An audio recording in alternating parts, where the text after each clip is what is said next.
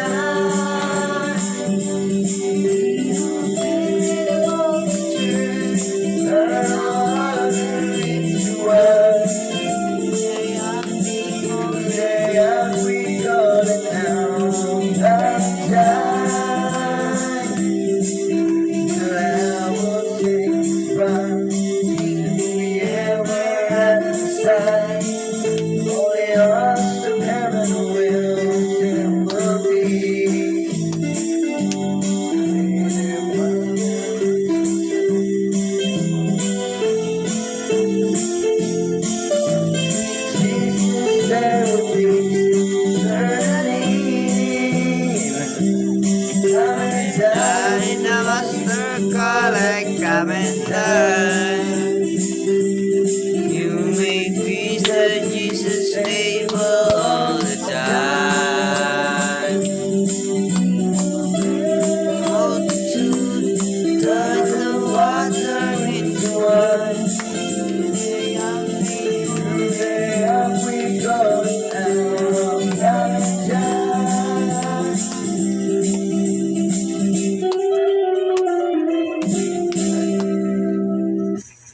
Awit pa tayo ng siyang awitin.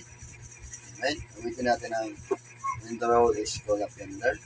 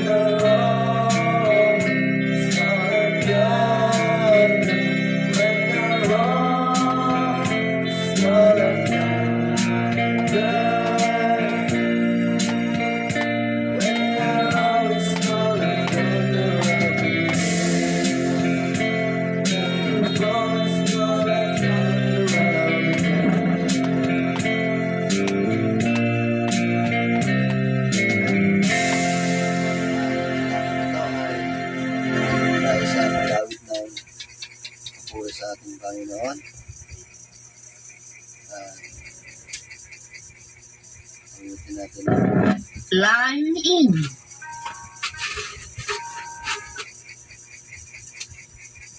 kapag kailan dumaan.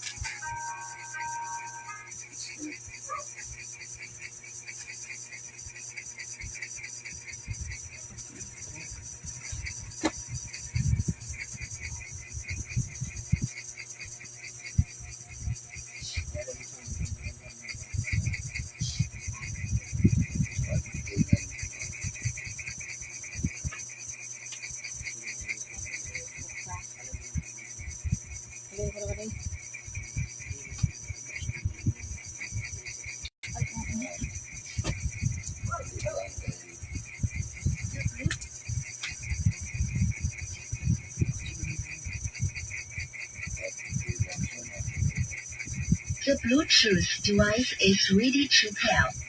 The Bluetooth device is connected successfully.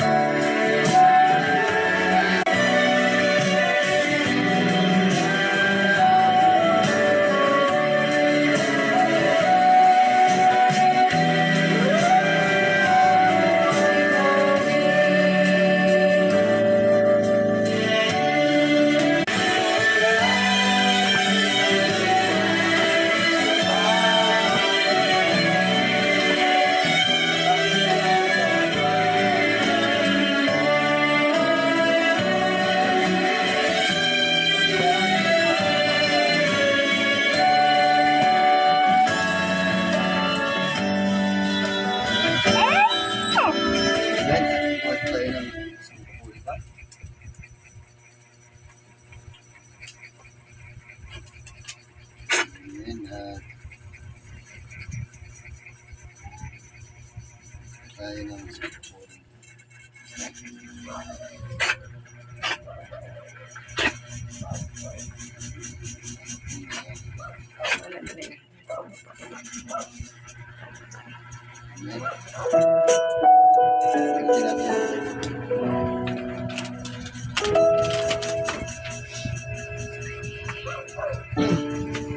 Lahat ng oras, sa bawat araw, ika'y laging tapat kong magmahal. Ang iyong kawa ay magpawalang hanggan. Ang iyong kawa ay magpawalang hanggan.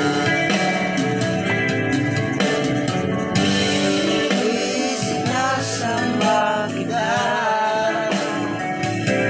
dakilang Diyos at Panginoon. Tunay na ikaw oras, sa bawat araw, kay laging tapat kong magmahal. Ang iyong kawa ay magpawalang hanggan.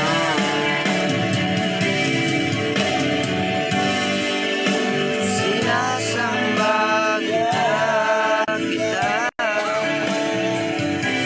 dakilang Diyos at Panginoon. Tunay na ika'y walang katulad, tunay na ika'y di magbabago. Mabuti ang Diyos, sa atin ay nagmamahal. Sinasamba kita,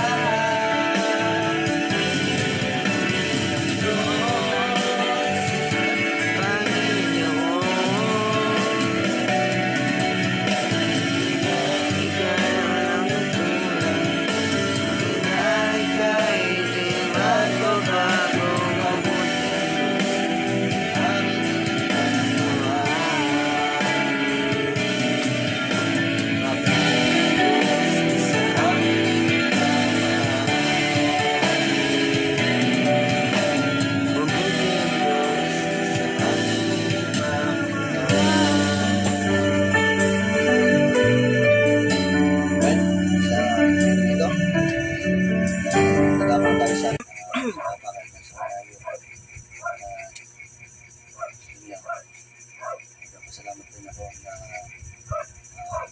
maganda yung pagsalubong namin sa taon at nag-expect ako na mas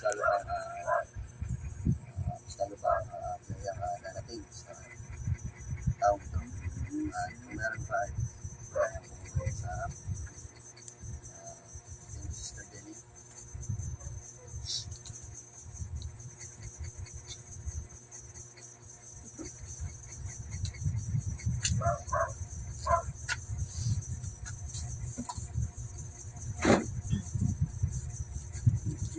Nais ka lang pasalamatan ng Panginoon. Ang lipat bawat storm. Jesus, keep me from all wrong.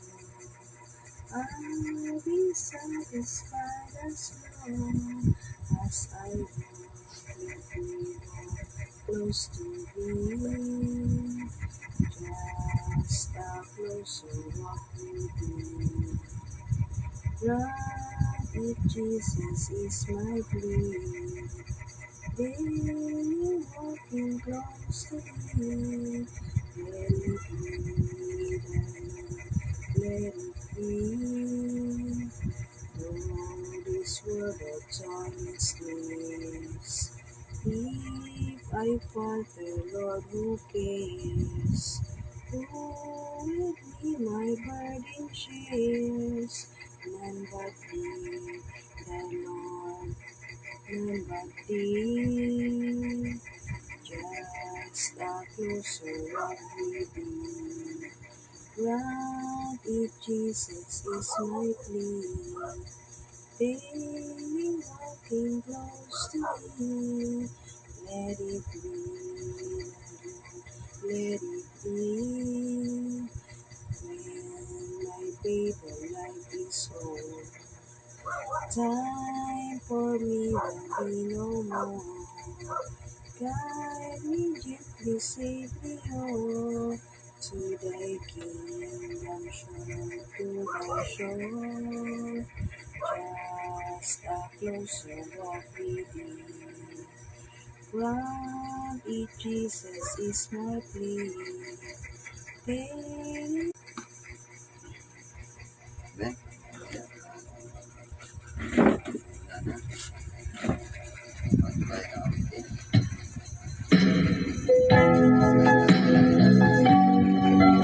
Now,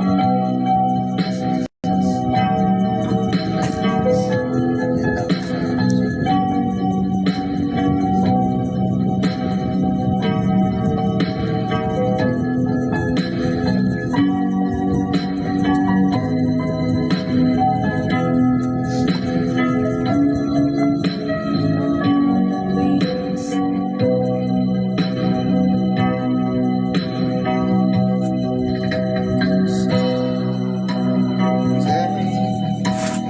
We will be standing in the presence of the Lord. We will reward us to obey Him. Still the truth say,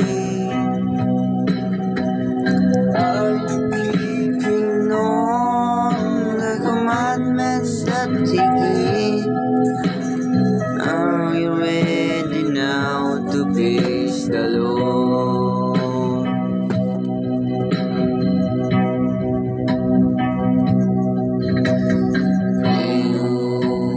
Always the time that feels spending with Jesus in the heart.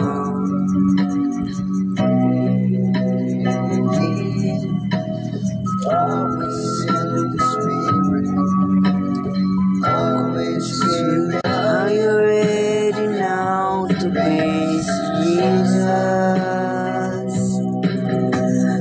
Are you feeling now His will? Are you living on the commandments that He gave? Are you ready now to be? Are you ready now to praise Jesus? Are you doing now and dreaming? Ready now to praise the Lord? Are you ready now to praise the Lord? Are you ready now to praise the Lord?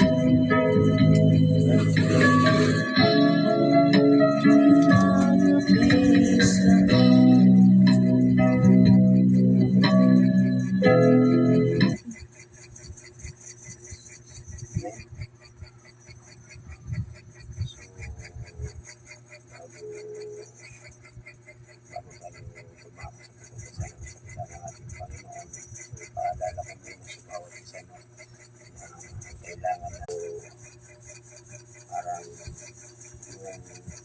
yung traditional, o kung ano pa man ang parang may kabigatan, dahil hindi naman yung paglilingkod natin sa Panginoon. Ang kailangan natin dito is una, yung heart desire natin, nakita natin na tayo nag-umapaw sa kagalakan. At una, kaya binabanggit natin, sinishare natin sa Panginoon, ay hindi nagkulang ang ating Panginoon sa atin. So, isipin mo, nakaraang taon, tumalikod yung 2024, hindi mo pinano yung buong taon ng yun na talagang ibalik yung pasasalamat sa Panginoon. Kaya gaano man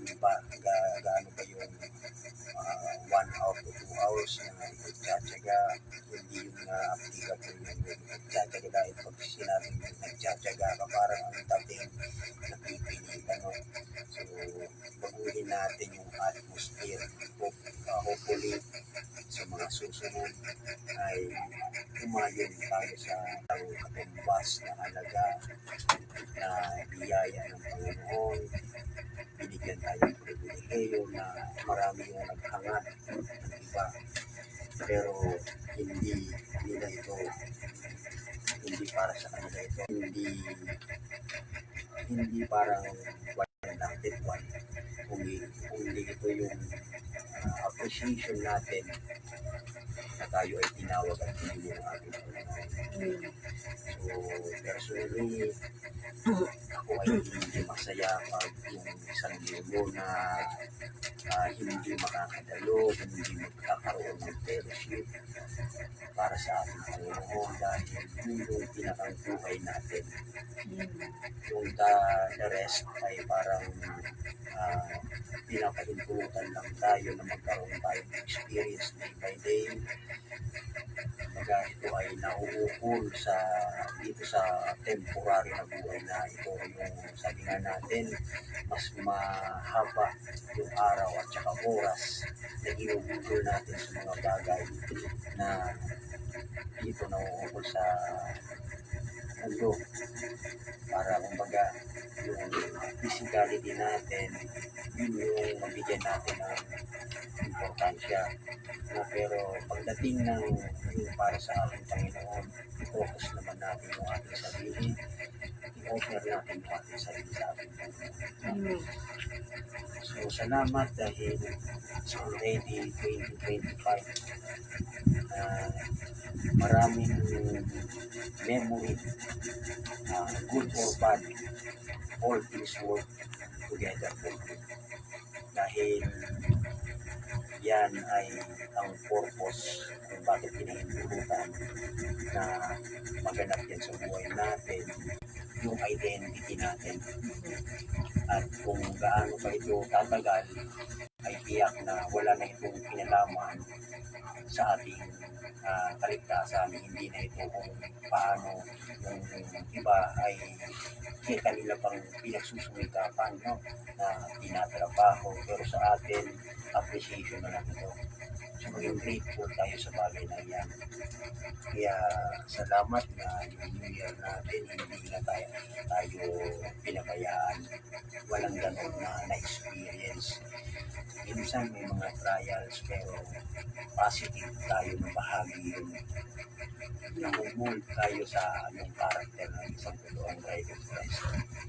So, sa gabi nito, ito yung hangarin natin, yung setup na ibinibigay sa atin na wala tayong regular na schedule. Ang Diyos ay malayong kumikilos sa anumang programa na ginagampanan o ginagawa natin. Dahil hindi ito yung kagaya ng iba na pilit na tungkol sa pagiging yung tawag ng church na hindi ito yung building, hindi ito yung samahan o organisasyon o kumpanya, company o group of people na nagsama-sama. Hindi ganun. Kung hindi ito sinabing church, yung mga call, yung tinawag, papalabas. So, sa gabi ito ay papatuloy natin yung ganoong paparaanan ng Diyos sa atin ay sinetap tayo sa friendship na ganito na tayo ay umaasa sa kanyang kilos at galaw sa liling ng ating Panginoon. Kaya tayo ay nagre-rely na yung ginagampanan natin ministry ay hindi to please the other, to please kung sino pa man, kung hindi ito yung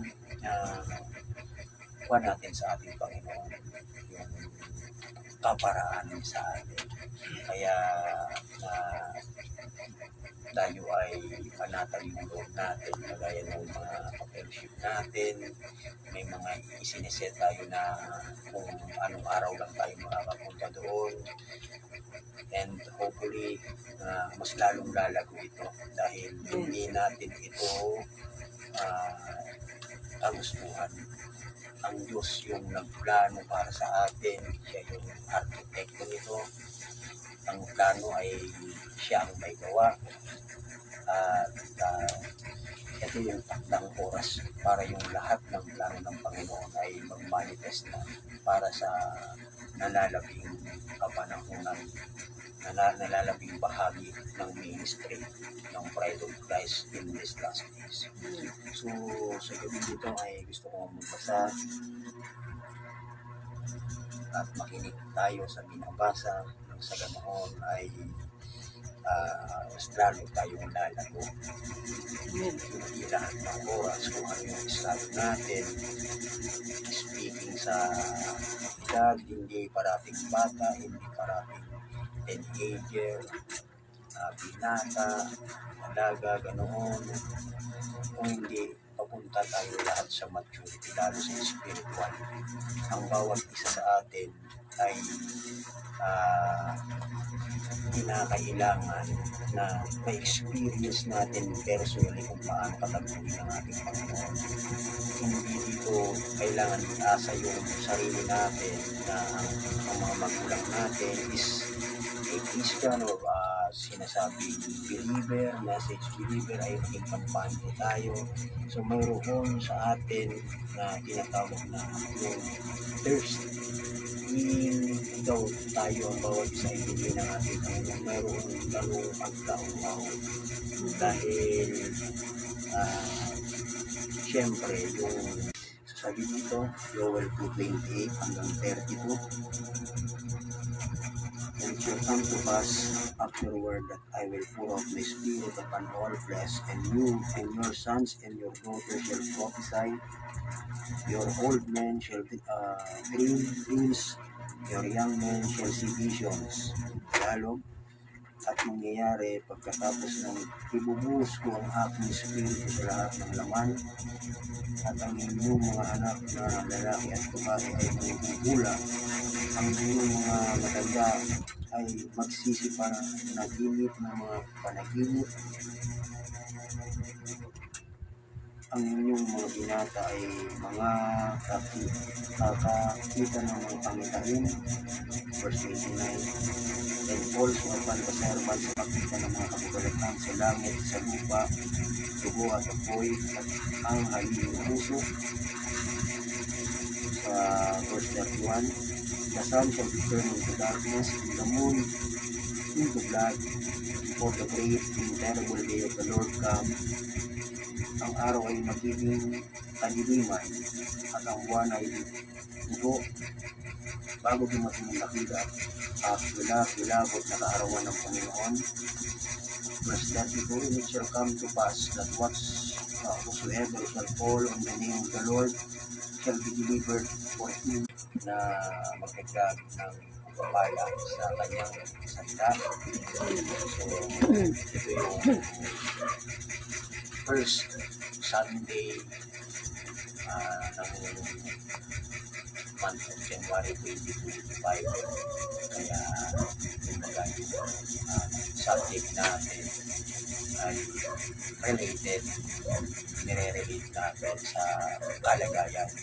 At yung last part, I believe na pagdating ng panahon ng iyon ay hindi mo tayo yung tao na mga nag-worry, nag-wonder, dahil alam natin, no? So, pinahayag sa atin ng ating Panginoon na nagbigay sa atin una yung parang goodbye sa nakalipas na taon, and then ito yung beginning.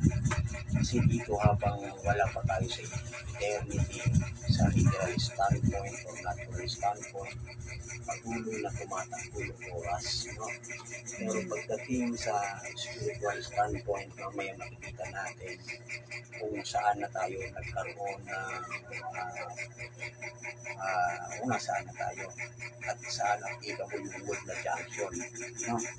So sabi dito,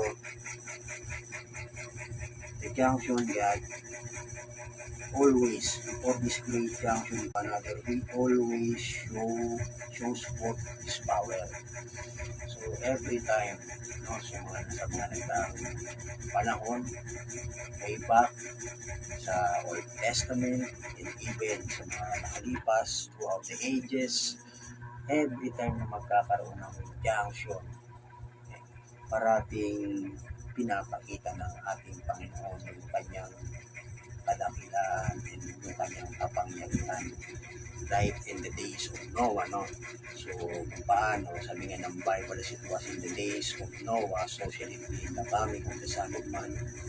Dahil ito yung pinaparalel, pinapattern na kapanahunan kung paano sa kalagayan ni Noah before magkaroon ng junction ay i-display ng ating yung kanyang ng ating Panginoon yung kanyang tao ay kamangmangan sa Diyos at yung kamangmangan naman sa tao ay karunungan sa Diyos. So always opposite.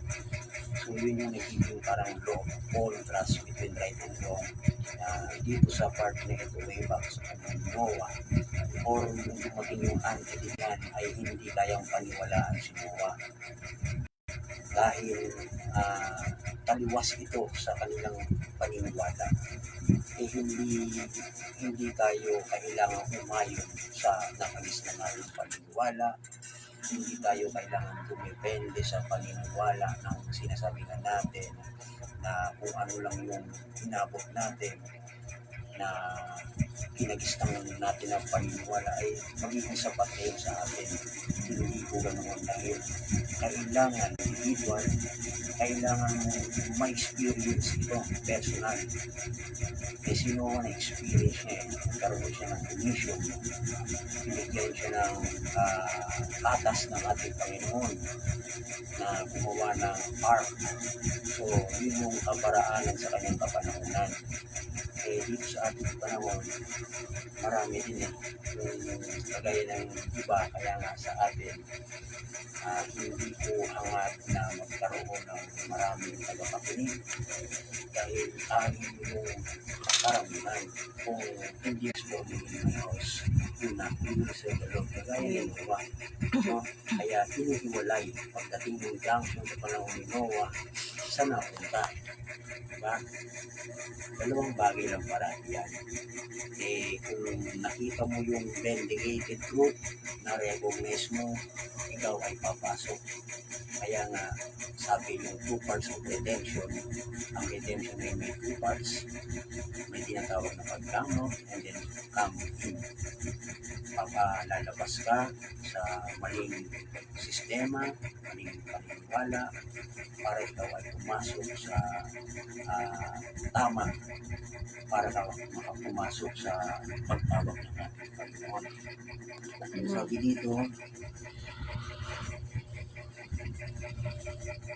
He always shows forth His power.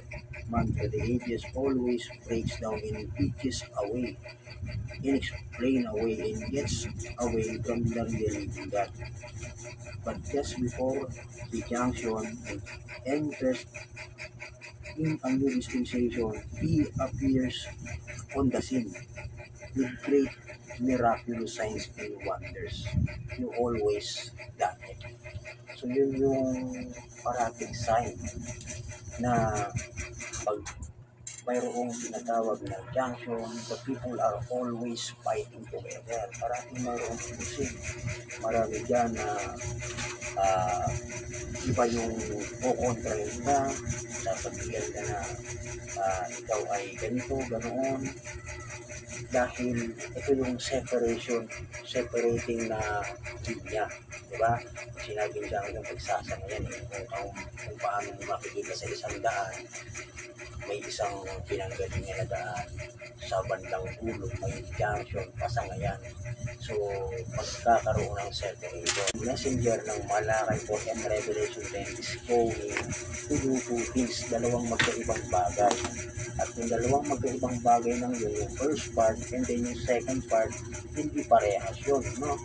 So, at yung pinanggalingan niyang dispensation behind, hindi mo po pwedeng dalhin. Parang yung oil, hindi po pwedeng i-mix sa lupa kung mayroong kabago dahil masisira, diba? Hindi magiging maganda. Kaya karamihan nagkakaroon ng confusion, fighting, bakit? Pilit nila na dinadala yung partiality ng unawa, partial understanding na hindi na yung applicable nung dumating yung tinatawag natin na fullness of time. Diba? Sabi dito, tapos doon after na kung paano tumawid yung pamilya ni Noah sa Antediluvian, hindi rin natapos nito na sabi nga, nagkaroon pa ng carry over ng serpent seed. Kung paano ito hindi rin yung subject natin. Pero after Antediluvian, doon naman yung starting point kung saan habang hindi nawawala yung sinasabi natin, nagkaroon na ng junction sineperate na, inalis na yung mga anak ni Noah, yung mga asawa nila, bahagi nila yun. Pero still, hindi pa rin natapos na nakalusot pa rin. Bakit? It shows only na hindi sapat na linisin lang. No? Kaya even dito sa new birth experience natin, hindi din sapat na you are justified lang. Sinabing justified, it is only yung first stage. Hindi pa din matatapos. Naandun pa hindi ka pa noon totally nagiging isang bagong wala pa yung new creation. You are justified, but still you can be lost. You can be sanctified even, you can be justified even you are not sanctified. Yun yung proseso. And at the same time, kung pwedeng umabot pa rin ng sanctification process, no? So, hindi pa rin doon. Dahil kailangan mo yung completion, yung kabuuan. Dahil pag hindi dumating yung hindi mo na-reach, inabot, kailangan mo dumating doon sa pinaka-last stage na mag-baptize ka. And then, yung hindi lang basta-basta pag-ibig, yung goes all away, burns out yung old man. Dahil yun yung nagdadala ng yung representation ni Satan sa iyo. So, wala si Satan ay mayroong representation sa iyo, magiging parating gano'n yung sistema. Hindi papasok, hindi makukumpit na yung redemption for all it. Ganun yung mag-iisip ko yun. Kaya in order na makumpit yun, kailangan na si Satan ay to be annihilated. Makikita natin, nilinis na sa bandang gulo. Yung gulo nun, nakatawid pa rin si Satan. Bakit? Hindi siya na-annihilate. Even doon sa mga future events, when we say millennium, hindi pa rin yung pinaano. Bakit? Nakikita din natin. Sabi dito, and he said, when they begin to multiply, then sin and wickedness set in, that's one of the great signposts that were at the end of the road. One of the great signs. So, isa pala sa mga tanda yung multiplication and then yung wickedness na talagang lumalaga na worst to worst. No? So, worst to worst situation, that is the great signpost na we are in the end of the road. Bakit? Kung hindi nagiging worst ka natin, o narinig natin kanina, na pag dumating yung time ng iyon, yung pag-uus ng kagalitan ng Panginoon, kung saan yung the end of the road, kung saan yung road na lahat tinatahak ng sinasabi natin good and bad, yung good spirits sa isang road ng yun nagka-travel o sinasabi natin the framework for the true Christian church. Yung good spirits ng yun until now ay they are very so close together. Kaya at the end of the road, at the junction, doon lang sila magkakaroon ng separating line. So, nakukuha na susundan nyo. So, and Noah begin to warn the people in which many of them laugh at him, discovered him because his message seemed entirely out of reason. So, yun yung sinabi natin, no? Nung si Noah ay ipinangaral yung mensahe sa kanyang panahon, yung interpretation ng mga tao sa same thing with us. Always history repeating itself. Ganun eh. There are some situation na nauulit. Sino pinagtatawanan? Ano ba yung bride in these last days? Diba? Lalo pag pinakilala mo yung sarili mo, hindi nga lang pagtatawanan, iririgay ka pa. Kaya nga, tayo yung mga naging paratang sa atin, kung ano-ano. Pero we are so blessed. Ayaw ko naman isipin at ayaw ko na parating patulan yung mga bagong dahil ito na yung tayo na nakamupo na tayo. Ang concern natin is yung sa ating ginagampanan nila, hindi na yung sa kanila. Tapos na yun eh. Kung ano man, wala tayong magagawa dahil ang Diyos yung talagang nagbibigay ng understanding sa bawat isang bibigay at may binibigyan ng ilang perspective. Ang atin lang dito ay alam natin kung paano gaano yung mahalaga sa atin. Hindi ito pwede na tumpasan ng kung ano kumang bagay o kantidad o kung ano kumang offer ng kalaban. Hindi yan pwede na yung mawala sa atin. Mawala na yung mga dati natin kasama. Ang mga isipin lang ito, so ang mahalaga lang dito sa atin ay yung Panginoon natin ay hindi mawala sa atin. Dahil yun yung pinakamahalaga. Diba? Hindi natin hindi importante na kung ano yung kalagayan o iman. Ang pinakamahalaga sa atin ay nagpapatuloy tayo. Hindi tayo umayos, hindi tayo kung saan. Mas lalo pa tayo nagkaroon ng kagalakan na mas napil natin yung presensya ng Panginoon. Hindi tayo left in life kung kanino, hindi lumog talaga ng Panginoon.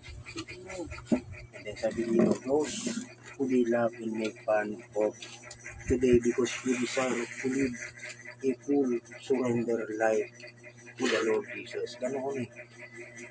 Even yung experience natin, some people na they are thinking na ang pagiging born again Christian ay parang yung nasa flower of bed of peace na parang bagang nasa tama ka ng mabulaklak na madali. Hindi ka noon. No? Kaya yung iba pagtatawanan ka and then sometimes lalo pag nakita ka na yung pinagdadaanan ng ay ang interpretation nila doon ay ikaw ay pinapalo kung ano pa man. Pero hindi ganun mga kapatid. Yung separating line na nakikita mo na ito pa ay paparating na yung pinakang gulo. End of the road na. No? So sabi dito, so yung mahalaga, alam mo na full surrender ka. No? Full surrender ka na ang yung full obedience to the word. And that make us entitled to the token. Yung token na alam mo fully surrender ka. Hindi ka sympathizer lamang. Mahirap kasi na kung sympathizer lang yung aligtasan mo, hindi mo alam na personally kinatagpuan ng Panginoon. So, iniisip mo lang basta i-depende mo sa ibang tao na yun yung sinabi ligtas ka. Hindi ganun mga kapatid. Kailangan mo magkaroon ng kagaya ng rich young ruler, kinukuha ng ating Panginoon. Nung dumating yung time of confrontation, kinukuha siya, nireject mo. And then may mga kagaya naman ni Moses, na unahan yung gano'n senaryo nung na-meet ng ating Panginoon. Pero walang rejection. Bakit? Kung ikaw ay galing sa Panginoon, walang makakapag-reject sa iyo sa Panginoon. Even kung anong pinagdadaanan, anong kahirapan, anong karamdaman, pag-ibig pa rin ng Panginoon yung nakaangkol sa iyo. Yun yung tanging nagbibigay sa iyo ng inspiration. Sabi dito, because you deserve to live a full surrendered life of the Lord Jesus, they don't realize that you're tucked away under His everlasting arms. Don't realize that you are resting just as safely as you can be in the omnipotence and nothing can harm you. Yun yung mga kapatid yung mahalaga. Yung interpretation nila, taliwas doon sa reality na tayo pala ay nakarest na. Resting yung sa omnipotence na walang iba ang ating Panginoon. Yung omnipotence na yun, yung author ng buong kwento na ito, ni-reveal na ngayon niya yung kwento dito sa iyo. Wala nang magiging puzzle pa sa kaisipan mo. Kung hindi, yung lahat ng bagay, alam mo na yung kasagutan sa bawat katanungan. That's why we are already in a resting place na. Nasa resting place na tayo sa kanyang omnipotence na tinatawag. At wala nang nothing can harm us. When a man experiences the mercy of God, there is only one thing left. Sabing yung pangako ng ating Panginoon ng kanyang muling pagbabalik. Yung first coming niya, nung naandito siya, maraming rejection, maraming mga alimusta yung tinanggap niya, pero still they are may part pa na sinasabi ng Panginoon, may forgiveness pa. But someday the Holy Ghost will come and speak one word against the Holy Spirit. Wala nang, yun na yung separating time.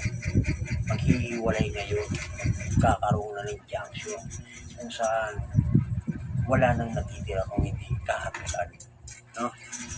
And then sabi dito, God helping us when you see the end of this come, and if you spurn the mercy that's offered you by Jesus Christ, the Holy Ghost, there will be nothing left but divine judgment. There can be nothing left. So, but we're at the junction time. This is the 7th junction. Dito ko dito ni Brother Branham yung ages na dito sa last pang-pito, ito na yung pang-pitong junction. Diba? What's the next, Brother Branham? We're going into the millennium. That's right. Time will cease at this junction, and eternity will begin for us and never be more. So, yun yung isang bagay, no? Kaya, malinaw. After the end of this road, after the end of this age, ito na yung closing ng history pertaining to us. Wala na. Bakit? Para sa atin, magsisis na yung time. Para sa grace period na binigay sa Gentile, mawawala na yung grace ng iyon. Wala nang mercy. Kung hindi, ang natitira na lang ay judgment. So yung interpretation na wala ng time, dumating na ang ating Panginoon, we are already in the millennium, ay hindi ko wala sa katotohanan yun. Bakit? Yung interpretation na ganoon, dito ko tayo natin. Sabi dito, will the dispensation of grace be over after you open the 7th seal? So because of excitement, being excited, many of those message believer na iniisip nila, yun na yung pinakang literal na katapusan, even yung time, yung dispensation ng grace ay wala na after ng open yung seal. Ito yung tanong dito ni Brother Branham. Will the dispensation of grace be over after you open the seventh seal? So ito yung kasagutan. I hope not. No. Friends, don't get that in your mind. So hindi pala mga kapatid. Still, mayroon pang continuation. Kung pag sinabing continuation, hindi pa tinapos nung na-open yung seal. No? Kasi akala ng iba, yung opening ng seal, tama. In one sense, the opening of the seventh seal, si Christ ay bring him back to the earth again. Oo, tama yun. Pero tamang understanding din kung anong Kristo in what manner siya nag-manifest sa tinatawag na opening ng seventh seal. No? Sabi dito, I hope don't get that in your mind now. You just go right on. Leave the potatoes and go church and right on. And takes place in the morning. You'll be found doing just exactly what you're supposed to be doing. So yung tinutukan niyo babayan kung ano yung ginagawa mo, kaya ngayon yung sinishare natin, until now we're still naglilibor tayo para sa ating mga sarili, sa ating pamilya. Bakit? Hindi pa nagtatapos. Naandito pa rin tayo sa daan natin yung lakbayin natin. No? Kung ano yung ginagawa mo hanggat hindi pa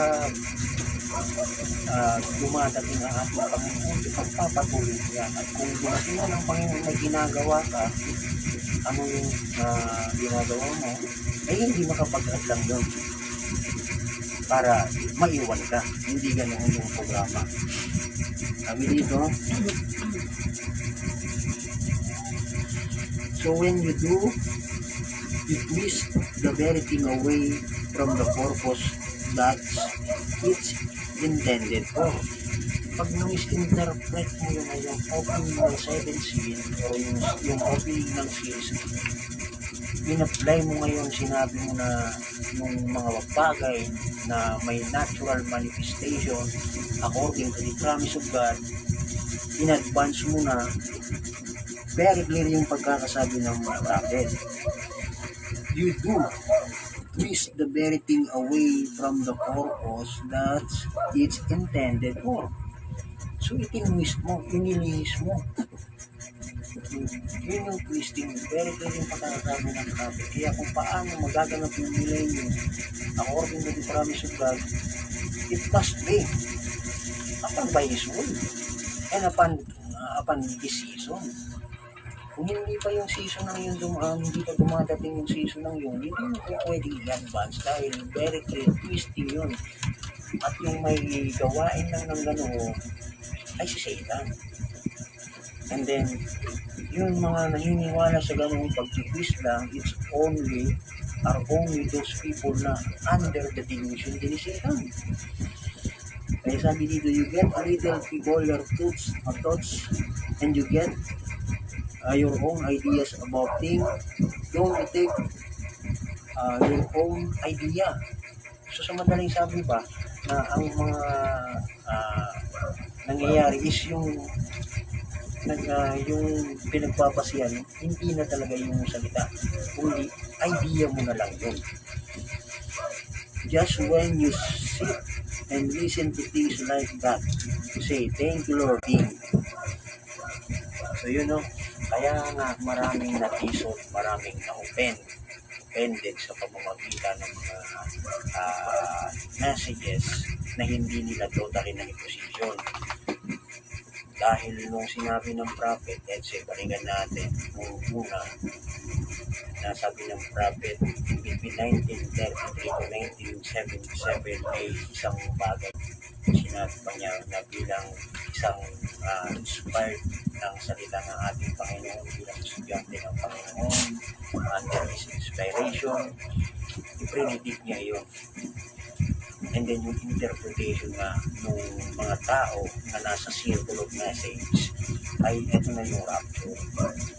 No? So they are in a great expectation. Magindi yung expectation nila eh. Kaya nung dumating yung 1933, wala na silang inabangan, kundi yun na. Pero ang nangyari kasi, hindi yung ah, perfect interpretation, hindi yung ideas lang nila yung pinag-relayan nila. That's why yung lahat ng inasahan nila nung hindi ito pumakma the way kung paano nila hinihintay, anong sinabi? Messenger ay only human being. So, take note, make no mistake about it na ang pag sinabing prophet, hindi nagkakamali. Dahil pagdating sa salita ng ating Panginoon, no? So, kung paano yung interpretation nila, inalaw ng Panginoon yun para ipakita na mayroon dispensational case. Na during nung time nung partial, before yung coming of the Lord that was happened in 1963, wala pang infallibility, even yung prophet. Kaya, nung dumating ngayon yung perfect that is to come, when the perfect has come, yung tawag dito yung partial will be yung gone away, aalis na, mawawala na yun yung nangyari mga kapatid, yung partial and then yung complete revelation, hindi mo po pwede i-mix together. Kailangan mo umistep higher, kailangan mo umakbang sa hagdan, pumunta sa pinakang pukpok dahil na yung full, yung completion, yung fullness ng kapanahunan. Pero hindi ibig sabihin na tinapos na yung dispensation ng Gentile, at hindi rin ibig sabihin na wala na hihinto na yung kapanahunan. Sabi dito, if time ceases when the seals were opened, then when the seals were opened, then the millennium also finish, is it not? Clarification pa kay Brother Brother. So kung may letra for letra, sentence by sentence na iklinaro kay Brother Brother, dahil hindi ito ngayon lang naging issue. Isipin na lang natin na yung mga ganoong mga school of thoughts before, bago pa tayo dumating sa eksena, ay naando na. No, naging arguments na, kaya matinanong kay Brother Brandon, ito nang ulitin ko. So, kung yung time ba ay hihinto nung kapag nabuksan yung selyo, at kung yung millennium ay magiging tapos na rin, ang sagot dito ng prophet, no. Time didn't cease when the seals were open. So malinaw yun. Kaya nga, pag sinabing time, referring dito about age na kung saan akala ng iba literal, natural na wala na yung Laodicea. Tama naman ang nonsense para sa bright body. Bakit? Inilabas na nagkaroon na ng junction. Ito yung tinutukoy natin ng junction, na kung saan hiniwalay na ng Panginoon yung church and then yung bride. Sabi nga, the church will go to the tribulation, pero yung bride ay nasa glory na. At doon sa part ng yung kapatid, doon na umpisa na nagkaroon ng junction sa spiritual na kalagayan. Sabi dito, what happened? Muli, basahin ko. Time didn't cease when the seals were open. Misunderstood it. Sa madaling sabi, naging mali yung mga naging unawa.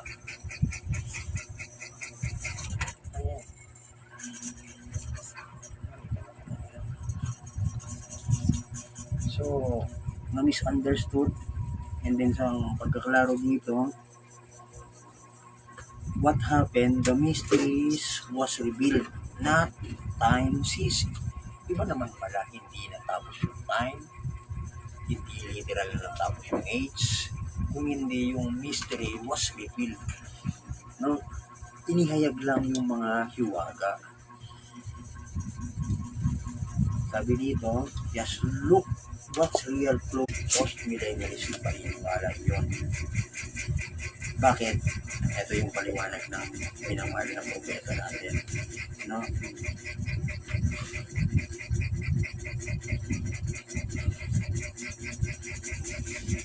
This must be a post-millennial release of something that asks question. Because see, we got 8,000 years after the church has gone home and comes back upon the earth.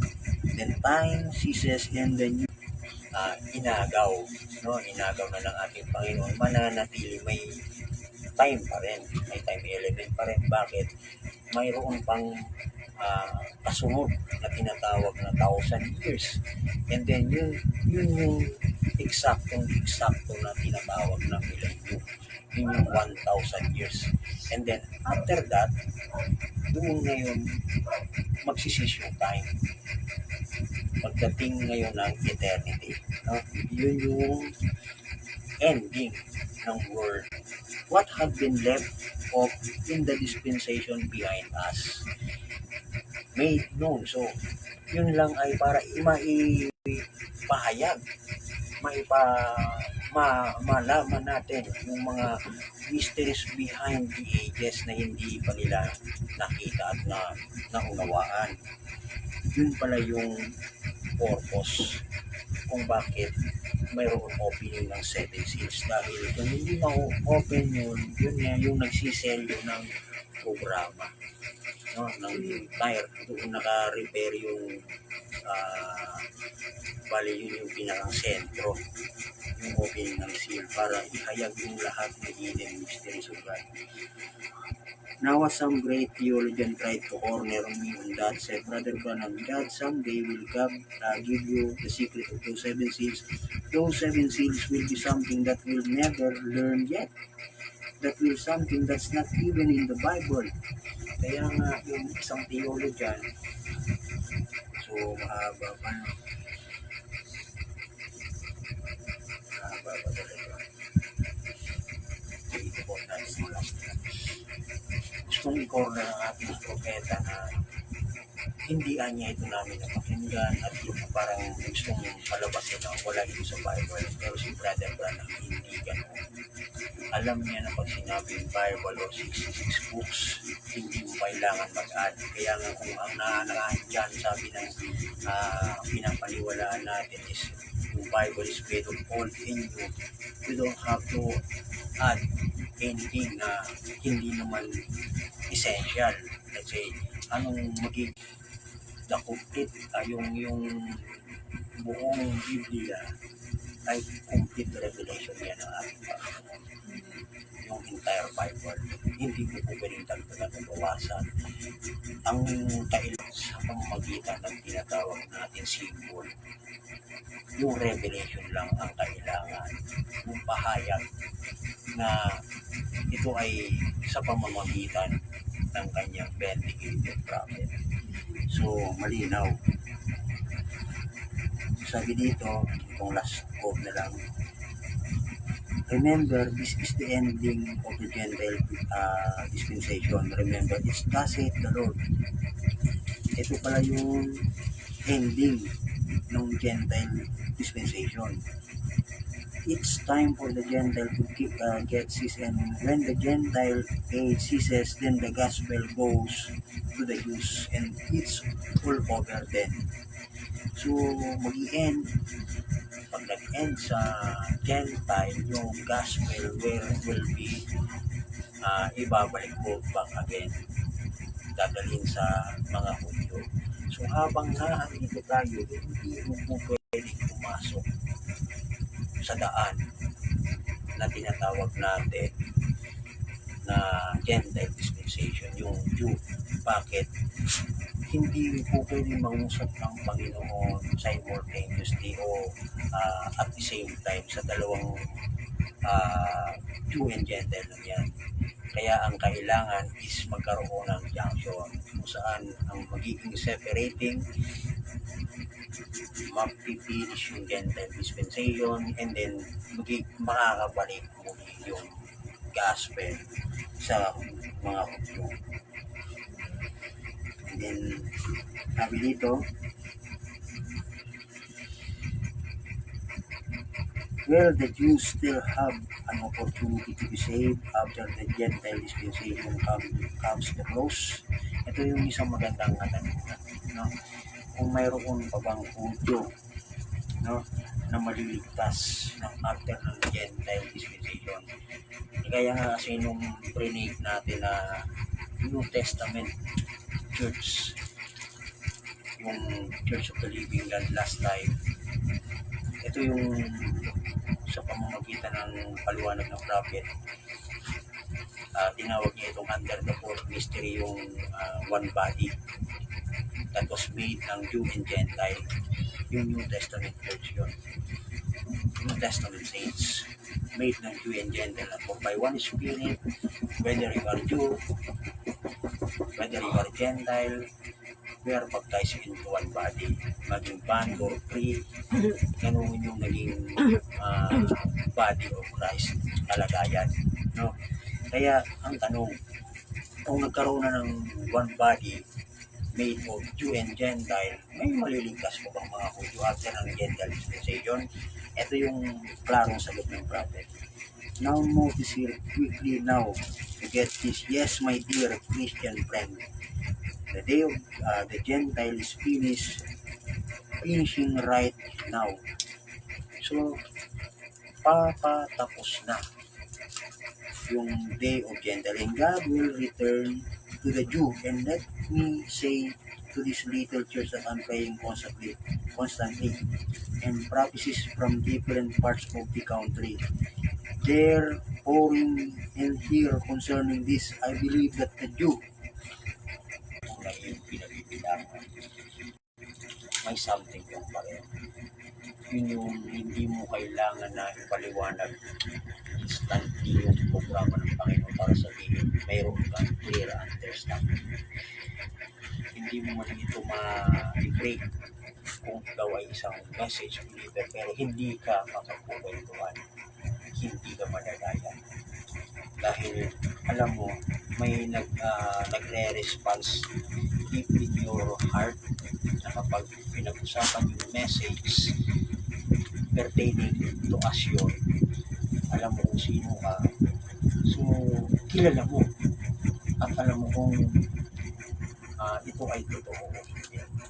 Kaya you cannot pull the right para doon sa mga tao na pilit ini-insist yung mga tinatawag na man-made doctrines, mga perverted na mga katuruan, hindi na nakontento, na fall away dahil kumbaga mas in-embrace nila yung pagsunod sa tao more than kumbaga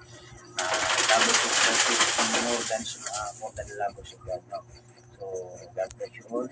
At sa huli ay bago tayo tuloy ang magtapos ay tayo manalangin.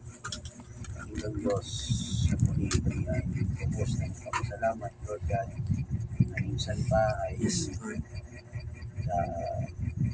pinihintinutan mo kami na kami ay magamit mo na ayon sa iyong kalooban at naayon sa iyong programa. At kami, Lord, ay lubos ng maasa na ikaw ang aming kalakasan, ikaw ang aming gabay at lubay sa lahat ng oras, hindi mo ang pinapabayaan. Sa iyo kami ay may kabalagagan at dalang hindi namin bigyan na mapatuloy maging bless sa lahat ng pangangailangan sa Panginoon ay makatulong sa pagpapalago tuturan ng bawat mga kapatiran na isasama namin ay sa Santa Lord God. Dalangin namin na patuloy mo pinatan ng bawat isa at ang lugar na ito, Lord God, ang aming pamilya sa ito ang pinagay sa akin na pangunahan ay lubos akong pasalamat na sila, Lord, ay nagalakan ko na kasama sa iyo kasama sa iyo minsan pa, Lord, wala kami ibang pinipinig ang hindi mataas ang kami ng pangalan in Jesus Christ. Amen.